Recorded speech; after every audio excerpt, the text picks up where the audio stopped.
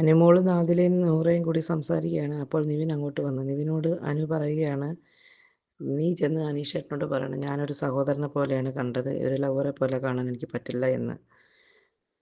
നീ ഇത് പറഞ്ഞു കഴിയുമ്പോൾ പുള്ളി ഡൗൺ ആകരുത്. അപ്പോൾ നിവിൻ പറയുകയാണ്, നിന്നെപ്പോലൊരു ചീള് പെണ്ണിൻ്റെ വാക്ക് കേട്ട് പുള്ളി ഡൗൺ ആകാനോ? ഒന്ന് പോടി. പുറത്തിറങ്ങി കഴിഞ്ഞാൽ അനീഷേട്ടന് നല്ല മദാലസയെ പോലുള്ള പെണ്ണുങ്ങളെ കിട്ടും. അപ്പോഴാണോ നീ? അപ്പോൾ നൂറ പറയുകയാണ്, പുള്ളി ഡൗൺ ആവുകയൊന്നുമില്ല, പുള്ളി എന്തെങ്കിലും കേട്ടാലും കുറച്ച് നേരത്തേക്ക് മാത്രമേ ഉള്ളൂ.